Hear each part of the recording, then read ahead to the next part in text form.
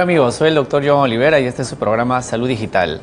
Hace unos años apareció un procedimiento llamado rejuvenecimiento vaginal.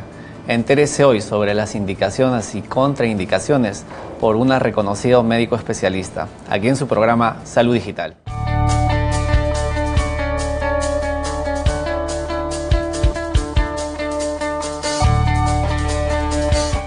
Se conoce que desde los años 60 ya se comenzaba a realizar los procedimientos que eran más cosméticos dirigidos a la parte genital.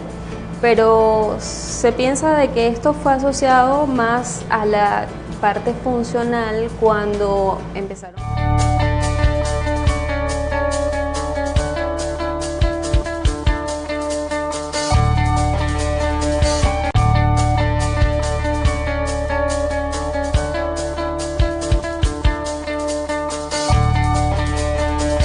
Amigos, como les comentamos anteriormente, estamos con la doctora Jenny Gómez, quien es médico urólogo con un fellowship en uroginecología. Bienvenida al programa nuevamente, doctora. Hola, gracias otra vez por la invitación.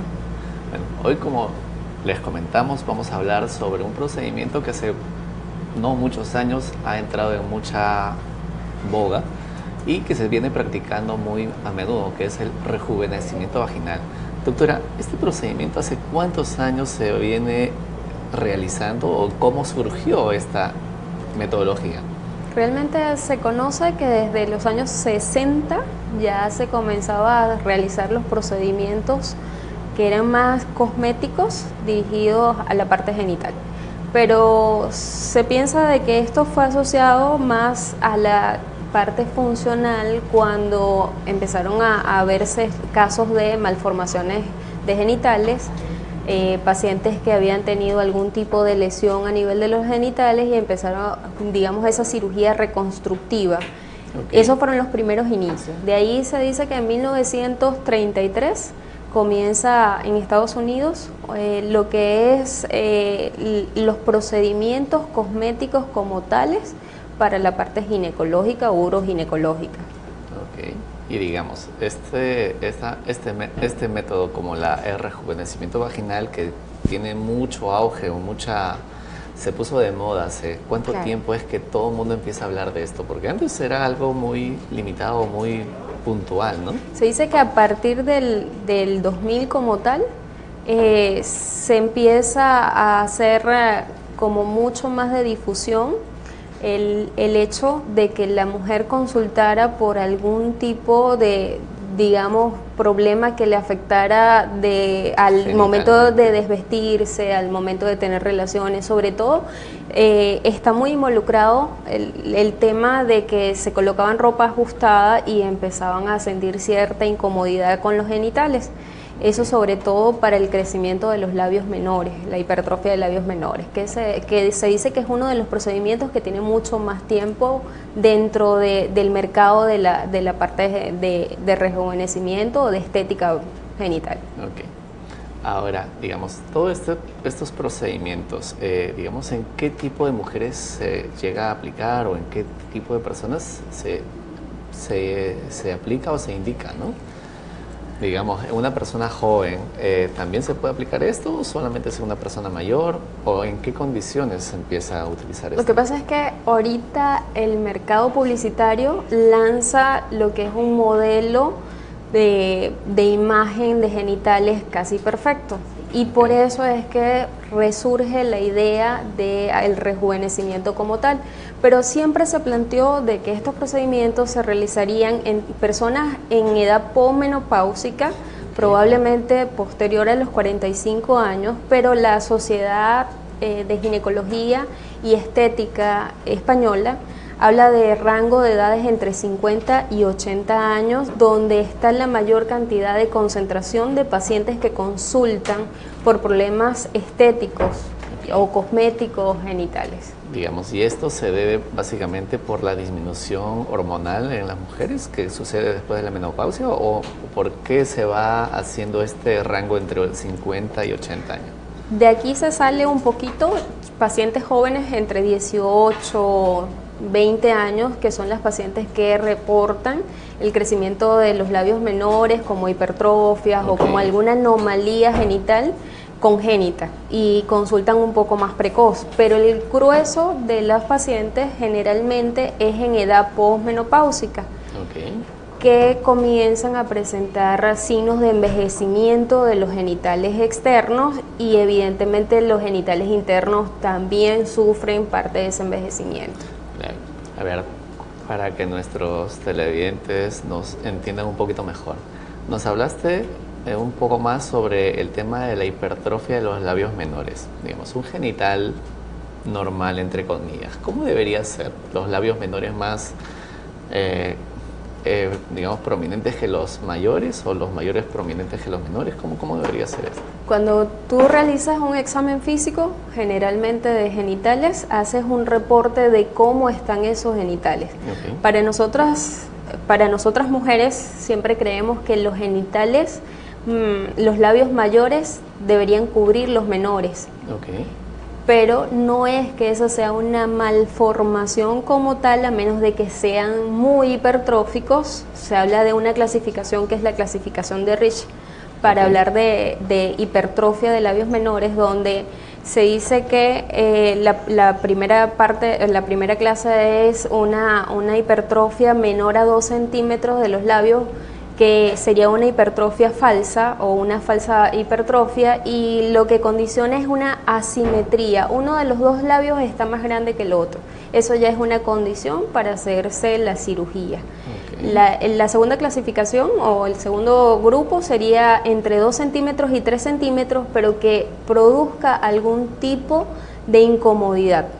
Y últimamente se ha asociado mucho esta hipertrofia con casos de infecciones repetitivas de orina o infecciones vaginales, porque sobresale sobre los labios mayores, y probablemente está más en contacto con los gérmenes de la parte gastrointestinal y sobre todo los de la parte de la piel.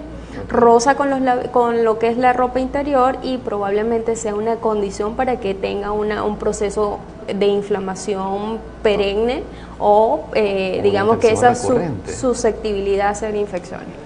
Claro, digamos, el hecho de tener los labios menores más hipertróficos te condicionaría entonces a tener algún tipo de infecciones siempre y cuando sean más de 2 centímetros o normalmente se supone si ya es que hipertrófico te condiciona. El grado número 3, que ese es realmente la hipertrofia de labios menores, es por encima de 4 centímetros. 4 centímetros los labios mayores, tienes una verdadera hipertrofia de labios menores. Y la asociación es, si tú descartas todas las causas de infecciones urinarias y no te queda nada más, probablemente sea por esa causa. Claro. Además también, digamos que la mucosa o la piel es diferente entre los labios menores y los mayores, ¿no? Probablemente haya alguna alteración. Sí, se supone que es una mucosa que permanece húmeda, y al estar en contacto roce es un proceso inflamatorio, va perdiendo la humedad, va perdiendo todas sus características, y probablemente ese sea el factor de riesgo para las infecciones. Claro. Ahora, nos hablaste sobre el envejecimiento, digamos. El envejecimiento, todos envejecemos y también nuestros genitales envejecen. Todos vamos para eso. Exacto. En este sentido, el envejecimiento genital femenino, digamos, ¿cuáles son los signos que uno puede determinar o ir viendo para decir, oye, este genital ya está ligeramente envejecido o bastante envejecido? Como todas las características de envejecimiento, por encima de los 40 y entre los 40 y los 50 años hay cambios, y dentro de estos cambios va desde lo más sencillo, que es la parte hormonal. Se habla del signo de envejecimiento a nivel de la hipófisis, ya te condiciona una disminución de la prolactina. A nivel de la neurohipófisis también tiene disminución de la secreción, tienes una secreción inadecuada de hormona antidiurética. A nivel de lo que sería la producción de cortisol, hay una disminución a nivel de las suprarrenales, pero lo más importante a nivel de los ovarios, que sería el opuesto en los hombres, que es en los testículos. La mayor producción de los andrógenos y los estrógenos los tenemos a nivel de las gónadas. Entonces en la mujer se produce a nivel de los ovarios. Cuando tenemos disminución de esta producción, probablemente nuestro eje, que tiene que ver con el eje hormonal, disminuye lo que es FSH y LH, y estas hormonas son las que de alguna forma te condicionan a que tu organismo responda a lo que es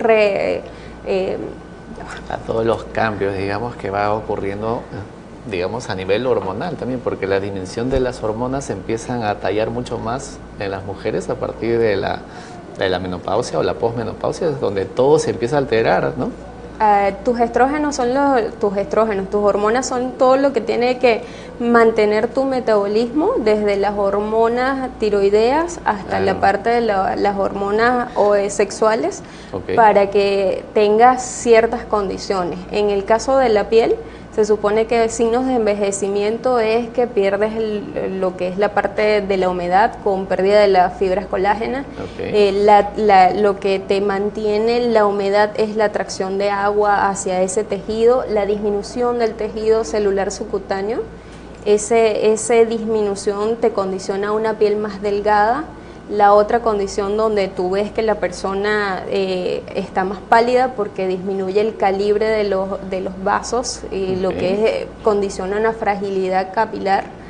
A nivel de lo que son las mucosas, disminuye el tamaño de las mucosas y generalmente es influenciado hormonodependiente, sobre todo en la parte vaginal y en la parte de la vejiga. Se ha demostrado de que si disminuyes lo que es el grosor de la mucosa, puedes condicionar una incontinencia, porque parte de esto es lo que es el mecanismo esfinteriano para la mujer, que tiene que ver con un esfínter no verdadero.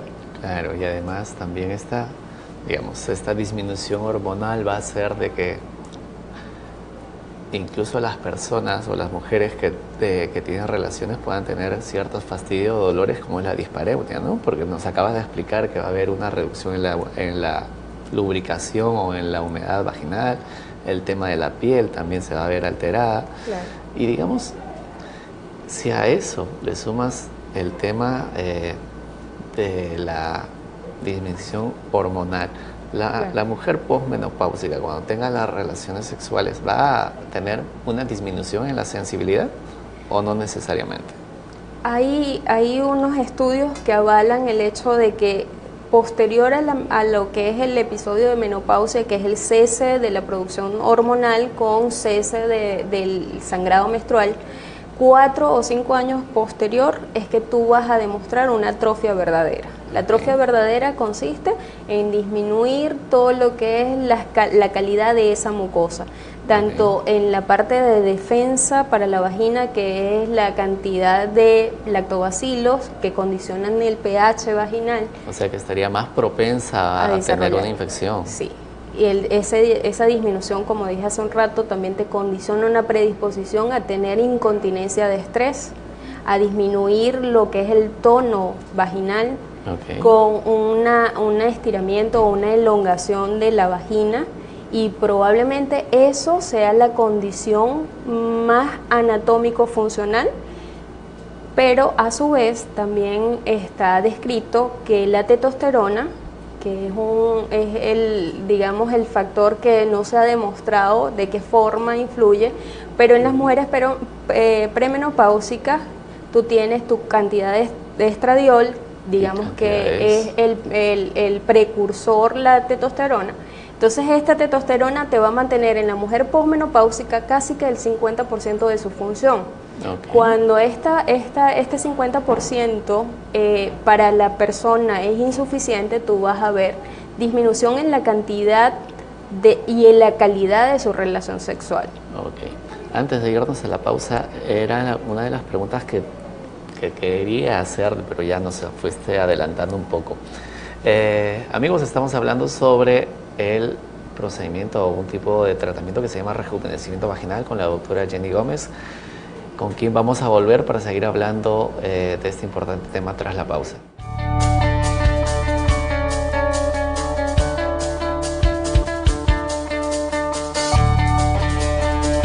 Cuando tenemos una disminución de la testosterona, sobre todo en la mujer posmenopáusica, vamos a encontrar que esa persona va a tener disminución de la libido.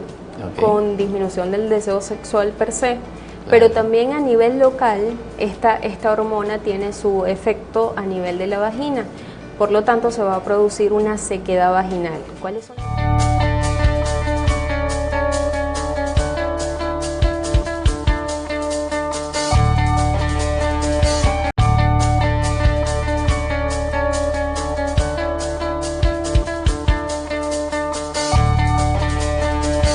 Amigos, continuamos con el programa. Estamos hablando sobre rejuvenecimiento vaginal con la doctora Jenny Gómez, y la pregunta que nos estaba respondiendo era ¿qué función tiene la testosterona en la mujer, ¿no? Tanto, digamos, los hombres tenemos mayor cantidad de testosterona y es nuestra hormona fundamental, digamos, pero la mujer también tiene esa hormona, y nos estabas explicando que la función principal es... Cuando tenemos una disminución de la testosterona, sobre todo en la mujer posmenopáusica, vamos a encontrar que esa persona va a tener disminución de la libido, con disminución del deseo sexual per se, pero también a nivel local esta hormona tiene su efecto a nivel de la vagina, por lo tanto se va a producir una sequedad vaginal. ¿Cuáles son los síntomas que siente una mujer posmenopáusica? Sequedad, prurito, sensación de escozor, probablemente va a evitar las relaciones sexuales más por los síntomas locales de vagina que por su problema de, digamos, de falta de líbido o falta de deseo. También se habla de que hay una disminución de lo que es la lubricación. Al tener disminución del engrosamiento de la vagina, probablemente se produzca disminución de todas las glándulas que están a ese nivel, o probablemente también tenga esa atrofia, algo de inherencia, sobre todo en la superficie donde está descrito el punto G, que no es nada más que el sitio en concordancia con el hombre, donde están las glándulas periuretrales, que es al lado... Que digamos que es la zona más sensible que normalmente se le conoce, ¿no? Correcto. Ese sitio está ubicado en la parte anterior, que es la cara anterior de la vagina, y probablemente corresponde en un punto medio entre el fondo de saco y la cara posterior del pubis. Cuando tú haces un tacto, generalmente eso corresponde con el sitio de la unión entre la uretra femenina, que son más o menos unos 3-4 centímetros, con el cuello vesical. Se dice que a los lados del cuello vesical corresponde con las glándulas periuretrales, que en el hombre serían las glándulas prostáticas, periprostáticas. Ahora, con esta disminución de la testosterona en la mujer, ¿también ese punto G se llega a atrofiar un poco? Porque está condicionada por la mucosa. Es un sitio donde se produce la eyaculación femenina, o la llamada eyaculación femenina, y no es nada más que la eyaculación que se produce en la mujer de esas glándulas. Entonces puede haber algún tipo de atrofia condicionado por la disminución de la cantidad de hormonas circulantes. Ahora, nos estabas comentando algunos síntomas de la resequedad vaginal. ¿Nos puedes volver a comentar, y digamos, porque esto es súper importante, porque muchas personas pueden confundirlo por ciertos tipo de enfermedades, pero es más síntomas de simplemente una sequedad vaginal? En una mujer joven que no lubrique no tiene nada que ver, o probablemente tienes que descartar otras cosas que no sean atrofia vaginal. Tú puedes tener una paciente joven que le has quitado los ovarios y probablemente sí tenga una disminución de su hormona, se comporten las suprarrenales en algún momento para compensar esos andrógenos y esos estrógenos, pero va a tener disminución también de su, digamos, defensa de vagina. En otra condición, tú tienes que descartar que la mujer joven tenga problemas de lubricación por temas más, digamos, a la esfera psicológica, a la parte sexual, a su pareja y estas cosas. Y es diferente una mujer ya menopáusica o posmenopáusica como... Por supuesto, tanto en la parte de respuesta sexual como la respuesta local que puede tener, digamos, en el medio vaginal, ¿no? Entonces tenemos cambios a nivel de pH, tenemos cambios a nivel de lubricación. ¿Y estos cambios a nivel de pH te pueden condicionar qué tipo de infecciones más comunes o más frecuentes? Generalmente las infecciones en mujeres posmenopáusicas están condicionadas a infecciones a repetición, donde tú no encuentras un foco o no puedes... Urinaria, una infección urinaria. y es mucho más susceptible a presentar infecciones vaginales por la disminución de la cantidad de lactobacilos, que es el que te va a producir realmente tu medio ácido. Ok, ahora, ¿y estas personas que tienen una resequedad van a sentir una sensación de dolor, escozor, picazón? ¿Qué es lo que llegan a sentir como síntoma ellas? En diferentes medidas, ¿no? En diferentes, como siempre digo, cada paciente tiene independiente. O forma sus propios síntomas, ¿no? Entonces, no todos van a sentir, pero sí, hay un tú puedes tener patrón una en paciente general. que te dice me arde con las relaciones sexuales, pero le arde sin tener relaciones sexuales. Okay. O se siente incómoda con la ropa interior, Okay. Siente que con las relaciones sexuales no tiene placer. Okay. No necesariamente por falta de lubricación, sino como disminución de ese estímulo sexual, ¿no? Okay. Otros síntomas que están asociados es el prurito. Pacientes, como te digo, con cierta incomodidad. Un escozor. Claro. Okay. Y que tú no encuentras una infección asociada. Y la otra situación es que si están estos cambios tróficos de la piel, también es mucho más susceptible que hagan infecciones de tipo vaginales, como candidiasis y estas cosas. ¿Y la coloración de la piel o de la mucosa varía o cambia? Digamos, si una mujer siente estos síntomas y puede revisarse o hacerse un autoexamen, ¿va a variar en algo la coloración de la mucosa o se mantiene similar? La condición de envejecimiento de los genitales conlleva a un cambio de la coloración, tanto interno, en la parte de la mucosa vaginal, Okay. como en la parte de la piel de los genitales. La piel de los genitales sufre una hiperpigmentación. Okay. Entonces Digamos, vas a tener muy acentuado la coloración a ese nivel. Probablemente en mujeres que te refieren que está muy oscuro, su área entre los pliegues, a nivel del área anal, que ya lo ven casi que manchado y no les gusta. Okay. Y a nivel vaginal ocurre un cambio de la mucosa, donde la mucosa se vuelve pálida. En vez de ser un rosado vivo, es un rosado muy pálido. Claro. Okay. Ahora, ¿qué otras condiciones o qué otras infecciones o enfermedades puede condicionar simplemente esta baja hormonal? Digamos, a nivel del útero, la vejiga, ¿qué es lo que ocasiona? Porque normalmente uno ve siempre los prolapsos en las mujeres por encima de los 50, ¿no? Ciertamente existen pautas para lo que es el envejecimiento del sistema genitourinario. Ya se conoce que la vejiga cambia digamos, parte de su tono. Okay. Tú puedes tener una vejiga que ya no tiene la misma capacidad de vaciamiento con un residuo aumentado en una persona por encima de los 50 años. Otra condición que puedes ver es disminución de la calidad del esfínter. El esfínter probablemente sea más susceptible porque ya no tiene ese soporte. Okay. Y las personas probablemente no en grados muy acentuados, si esta persona es delgada, también está acentuado en las pacientes obesas, o se dice de que las pacientes obesas van a tener un problema de incontinencia un poco más severo posmenopáusico. Claro. Pero este tipo de incontinencias que se presentan, digamos, es cuando hacen algunos esfuerzos grandes, cuando hacen esfuerzos pequeños o simplemente cuando hacen algo muy sencillo como reírse, toser, que generalmente también se ve. No puedes tener un patrón que te diga estas pacientes te van a hacer incontinencia leve, con bajas presiones o altas presiones o medianas presiones. Por ejemplo, una paciente puede hacer actividad física y perder solamente con deporte.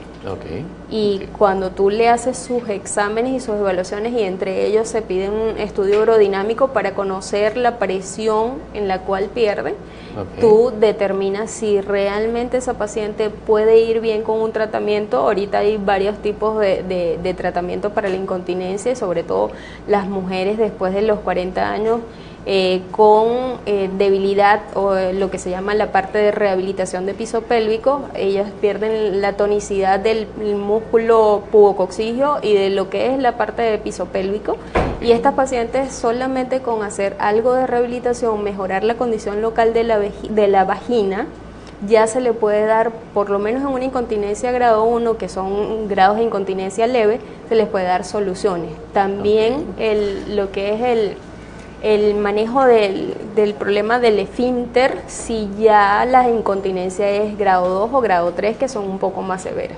Ok. Háblanos un poco más del estudio que acabas de mencionar de la urodinamia. Digamos, ¿en qué consiste? ¿En qué caso se indica?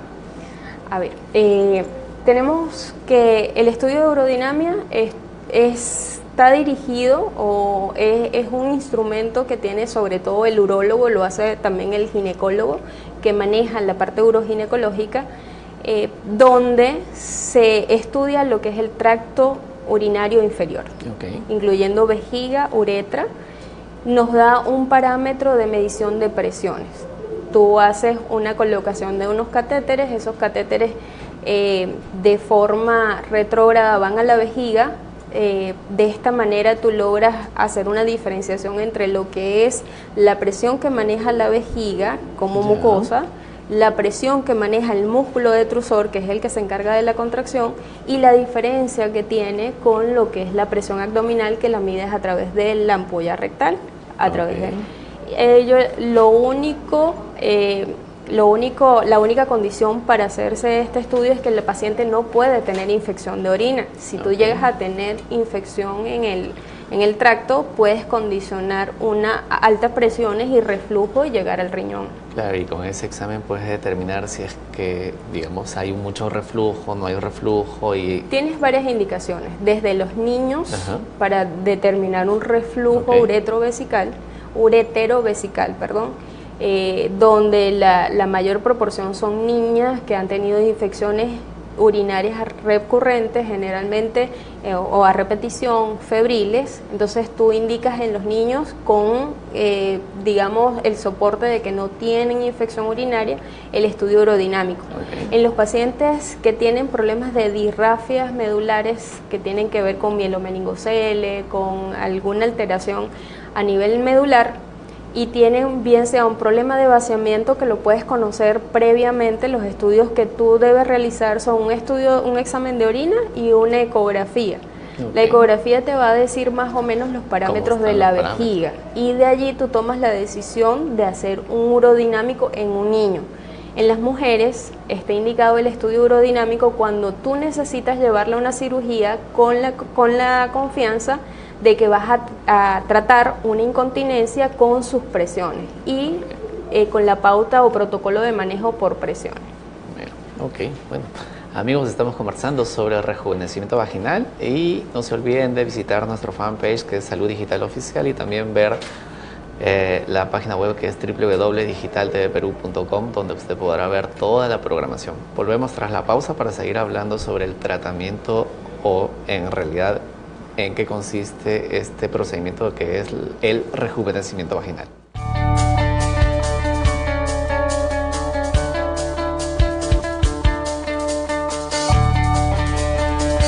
Se reunieron varias especialidades médicas, desde la parte estética hasta, digamos, cirujanos plásticos, ginecólogos. Esto es un área que ahorita manejan muchas personas, a pesar de que cada quien quiere hacer disputas. La idea de hacer el rejuvenecimiento vaginal como tal, pero realmente es la parte de rejuvenecimiento genital.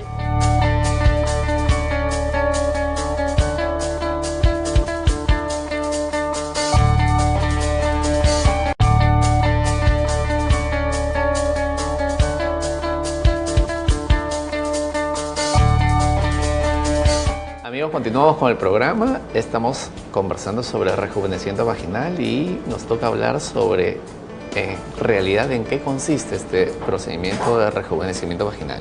¿En qué consiste? ¿Es una cirugía? ¿Es un procedimiento sencillo, complicado? Se reunieron varias especialidades médicas, desde la parte estética hasta, digamos, cirujanos plásticos, ginecólogos. Esto es un área que ahorita manejan muchas personas, a pesar de que cada quien quiere hacer disputas. La idea de hacer el rejuvenecimiento vaginal como tal, pero realmente es la parte de rejuvenecimiento genital o lo que es cosmética genital.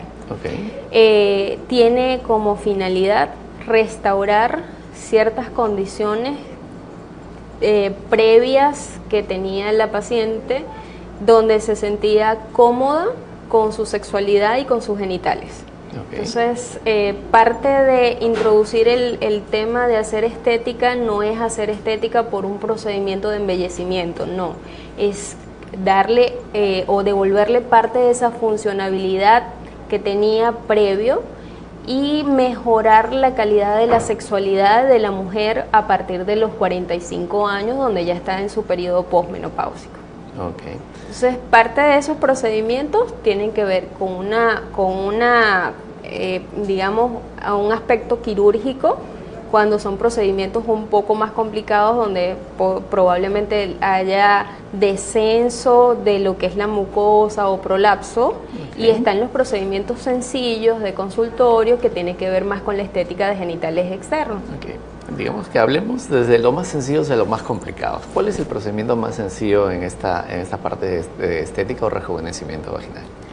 Los procedimientos van desde los genitales externos, como te comenté, mujeres que reportan aumento de lo que es el monte de Venus o lo que sería la parte púbica, con una grasa que es exagerada, y en la parte estética no les gusta, no se sienten bien. Como está la contraparte, que es la mujer muy delgada, que no tiene esa grasita y que probablemente a la hora de la relación sexual le molesta, le incomoda, se siente mal, le produce algo de disconfort, claro. Entonces, allí sería un aumento del monte de Venus o una reducción de ese monte de Venus. ¿Y ahí qué se le aplica para aumentar? Bueno, para reducir, sí, debe ser un procedimiento similar a una liposucción o algo parecido, ¿verdad? Para reducir están los procedimientos de liposucción con lipoaspiración y estas cosas. Okay. Para aumentar están los materiales de relleno. Okay. ¿Cuáles son estos? Se ha utilizado la grasa, se retira de otro sitio y se puede colocar digamos, hacia las partes importantes del monte de Venus. Igual está la colocación del plasma gelidificado, lo que es el plasma gel, que generalmente, más que el monte de Venus, se utiliza para la labioplastia, de aumento de los labios mayores. Esta labioplastia no es nada más que darle un poco más de volumen y turgencia a los labios mayores, que probablemente con el envejecimiento, una de las cosas que se ve es que se hayan atrofiado un poco, ¿no? Se atrofian un poco, se adelgazan y pierden el subcutáneo. Entonces son como más laxos, caen. ¿Y lo siguiente, digamos, el siguiente procedimiento? La labioplastia labioplastia de reducción de los labios menores o la hipertrofia de los labios menores, con diferentes técnicas. Desde lo más antiguo, donde se hacía quirúrgicamente, habían varias técnicas al que le daba resultado probablemente hacer una acetoplastia o hacer una desepitelización. También le iba muy bien a la paciente porque no le dejabas bordes cruentos y solamente hacía edema bien localizado. Pero ahorita, con la nueva tendencia que es utilizar el láser te permite de que el labio menor tenga menos edema y probablemente sufra menos para la hora de la cicatrización y menos probabilidad de infecciones. Y a nivel intravaginal, digamos, ¿qué es lo que se realiza ahí? Todavía falta para el clítoris. Está el aumento de lo que es el volumen del clítoris, que también es con material de abultamiento. ¿Con plasma gel también? Se puede hacer con plasma gel, claro. Pero también se puede utilizar el ácido hialurónico, y tú probablemente con disminuir lo que es la parte del capuchón expones mejor el clítoris y hay una superficie de roce mucho mejor, con un aumento de la sensibilidad. De allí el siguiente. De allí viene lo que tiene que ver con el himen, que eso es un procedimiento también bien conocido, amplio. Ahorita la tendencia es hacer cirugía mínimamente invasiva, más que cirugías cruentas.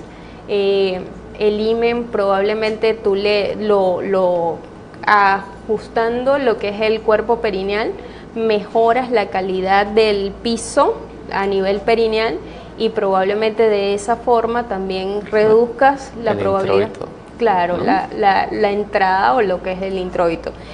Otra cosa que es muy frecuente es la mujer multípara, tiene cicatrices Claro, y esas cicatrices son hipertróficas. Entonces, uno de los temas de la cirugía a nivel del introito es retirar esa cicatriz hipertrófica y probablemente devolverle parte de la funcionabilidad, porque hay mujeres que reportan dolor con la penetración a nivel de la cicatriz o simplemente pierden la sensibilidad a ese nivel. Claro. Ahora, esa es el tratamiento para estas cicatrices hipertróficas. ¿Qué se utiliza o qué se aplica? ¿Se aplican corticoides? Probablemente el corticoide en algún momento fue una técnica utilizada, pero ahorita utilizar el láser para reducir lo que es esa cicatriz hipertrófica y posteriormente colocarle plasma rico en plaquetas. Claro. También te mejora la condición de la cicatriz y de esa manera tú no tienes que agredir nuevamente, retirar la piel y todas esas cosas. Claro. ¿Y la siguiente etapa? Ya ahí sí entramos en la parte la hiperpigmentación de la piel de los genitales. Ajá. Anteriormente se hacía de forma química con diversos tipos de productos. Ahorita está el láser o lo que es el peeling genital, tanto para la parte de labios mayores, lo que es el área perineal y el perianal.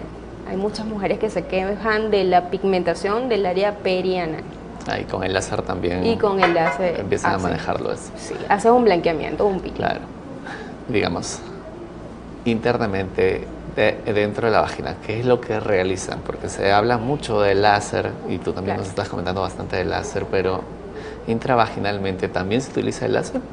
Sí, sí. Se han intentado muchas cosas, digamos que para mejorar esa condición de envejecimiento o atrofia vaginal. Descubrieron que a partir de estudios de la segunda década de 2002 para acá, había unos cambios tróficos donde había pérdida de lo que es la fibra colágena. Entonces, tratando de recuperar esto, se habló de que el calor te podía hacer una lesión térmica, que es lo que hacen, digamos, sistemas bipolares y monopolares, donde el calor entra y hace una lesión y esta lesión te condiciona un tensado. Claro. Ese mismo tensado lo puedes reproducir con láser de CO2. Entonces, existe según la necesidad del paciente, según lo que tú manejes mejor y qué expectativas tenga el paciente. Si tú tienes una paciente joven, probablemente está más indicado hacerle sesiones de láser, le colocas además de esto ejercicios o lo que es la parte de rehabilitación. La rehabilitación perineal o pélvica. Sí, y también está la condición de que si es una paciente un poco de edad avanzada, por ejemplo, por encima de los 50 años, con muchos más síntomas de sequedad y estas cosas, le puedes sugerir primero mejorar la condición vaginal con plasma rico. Ese plasma rico lo que te va a dar es unos 21 días para regenerar ese tejido colágeno. Digamos la mucosa en realidad, ¿no? Devolverle parte de esa humedad que no es nada más que atraer agua y poner el grosor de la mucosa para que esta condición posteriormente tú utilices el láser y tengas un mejor tensado vaginal. ¿Y estos procedimientos, digamos, tienen alguna contraindicación o algún efecto adverso post procedimiento? Lo que si bien es cierto deben tener todos los procedimientos cosméticos, deberían tener una indicación precisa más que esa sensación de que tú quieres hacer algo por simplemente estética. Por simplemente estética, correctamente deberían tener una indicación médica. Claro. Y la digamos otra que condición, pueden corregir lo médico y lo estético, pero con una condición previa más médica. Sobre todo que tú puedas decirle al paciente, porque la parte estética no tiene nada que ver con salud. Entonces que tú le puedas decir al paciente, te estoy devolviendo parte de la salud genital o femenina o digamos que en tu parte de sexualidad que se recupera haciendo estos procedimientos. Claro. Entonces, las contraindicaciones absolutas casi todas tienen que ver con infección. Tú no puedes hacerle un procedimiento de láser a una paciente con una candidiasis, no le puedes hacer un procedimiento genital a una paciente con una infección urinaria. Otra condición es que esta paciente debería estar sin menstruación, Ok. Hablando de la paciente joven, ¿no? Claro. ¿Qué otra cosa sería así importante esto? Claro. Importante esto. ¿Y los efectos adversos o alguna complicación que se pueda realizar ahí? Sí. ¿O aparecer? Son muy pocos. Realmente se reporta menos de un 4%, entre un 4 y un 7%, pero porque la tendencia es hacerlo mínimamente invasivo. Claro. Cuando se hacía más cruento, cuando se hacían más cirugías, o cuando estás hablando de que la paciente es una paciente de edad avanzada y tiene prolapsos y tienes que reparar en varios sitios, por ejemplo, tienes que hacer una colporrafia o tienes que hacer una vaginoplastia, allí hay pérdida sanguínea y puedes correr el riesgo de un sangrado profuso, un sangrado que se prolongue cierto tiempo. La otra condición es que las suturas, que es lo que se llama dehiscencia de las suturas, en estos procedimientos un poco más engorrosos y más largos, ¿no? Okay. Los edemas prolongados, que son quejas de algunos pacientes con los problemas de la bioplastía. Generalmente esos deberían corregirse más o menos entre los 7 y el 10º día. Okay. Y si se prolonga un poco más, ya habría que utilizar antibiótico-terapia y algunas otras cosas, claro, para porque proteger ya debe al haber paciente. algo más, ¿verdad? Sí, correcto. Pero en general son, digamos, muy pocas las complicaciones, ¿no? Y la otra complicación que está reportada es con el tema de cicatrización, pero eso es un tema per se de cada paciente. Claro. Si tú tienes un problema donde haces hipertrofia de tus cicatrices, es muy probable de que si te hagan una herida o te hagan una excisión, entonces tengas una cicatriz hipertrófica. Claro, claro. Bueno, doctora, muchísimas gracias por habernos dado todas estas explicaciones y sobre todo por conocer un poco más sobre este procedimiento que, digamos, es relativamente nuevo en nuestro medio, ¿no? Sí, correcto. Son cuestiones que vienen adelantándose, son avances que hay y mucha gente maneja, digamos, la parte cosmética. Pero lo que hay es que manejar conceptos médicos para ofrecerle buena calidad de atención a la paciente y para que los resultados sean satisfactorios. Se habla de que casi el 95% de las pacientes que se hacen cirugías estéticas vaginales con fines médicos tienen buenos resultados. Claro, sobre todo eso, ¿no? Que puedes solucionar la parte médica y además, digamos, ver la parte estética del mismo, ¿verdad? Bueno, muchísimas gracias, doctora, por haber acudido al programa y si tienes algún número de contacto o algún lugar donde lo podamos ubicar. En Innova Medic, probablemente sea mucho más fácil para contactar a través de los números de teléfono. Ok, bueno, entonces ahí van a aparecer los números donde pueden ubicar a la doctora. Bueno, amigos, ya hemos conocido un poco más sobre lo que es rejuvenecimiento vaginal y debemos tener en cuenta la parte médica, además de la estética, y mucho más importante este término de la parte médica, donde uno tiene que ver y solucionar todos estos problemas. No se olviden que prevenir es mejor que curar y nos vemos en nuestro siguiente programa.